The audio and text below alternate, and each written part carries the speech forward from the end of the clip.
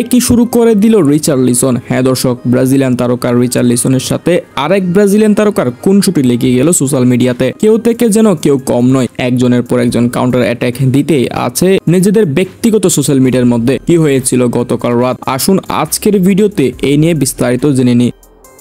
গতকাল রাতে club friendly ম্যাচের সবচেয়ে বড় ম্যাচটি ছিল টটেনহাম বনাম আর্সেনাল। যে ম্যাচটিতে 1-0 গোলের ব্যবধানে আর্সেনালকে হারিয়েছে টটেনহাম এবং টটেনহামের ম্যাচ সেরা পুরস্কারটা পেয়েছেন ব্রাজিলিয়ান তারকা রিচার্লিসন। এরপরে রিচার্লিসন একটুও দেরি করেনি, সোজা নিজের সোশ্যাল মিডিয়াতে পোস্ট করে দিয়েছেন। তবে একা নয়, আরেক ব্রাজিলিয়ান তারকা গাব্রিয়েল ম্যাগালেসকে। তার প্রধান কারণ হলো সে আর্সেনালের খেলোয়াড়, তাই একটু তো খুনসুটি করা যায়। তবে যে গাব্রিয়েল ম্যাগালেস এখানে থামেনি, এরপরেই গাব্রিয়েল ম্যাগালেস নিজের সোশ্যাল মিডিয়াতে টটেনহামের বিপক্ষে 3টি ম্যাচ সেরার পুরস্কারকে একত্রিত করে পোস্ট করে দিয়েছেন। দেখিয়েছেন এই যে আমিও তোমাদের বিপক্ষে খেলে এগুলো অর্জন করেছিলাম। অর্থাৎ ইংলিশ প্রিমিয়ার লিগের টানা 2 মৌসুমে 3টি ম্যাচ সেরা পুরস্কৃত হয়েছেন টটেনহাম হটস্পরের বিপক্ষে এই ব্রাজিলিয়ান ডিফেন্ডার। তবে এর পরেও রিচার্লিসন থেমে যায়নি, আবারও পাল্টা জবাবে নিজের সোশ্যাল মিডিয়ায় পোস্ট করে দিয়েছেন ইউরোপা লিগের ট্রফিটি। হ্যাঁ দর্শক, কিছুদিন আগে টটেনহাম হটস্পর ম্যানচেস্টার ইউনাইটেডকে হারিয়ে জিতেছিল ইউরোপা লিগ এবং এটি সাথে সাথে পোস্ট করে দেখিয়েছে গাব্রিয়েল ম্যাগালেসকে,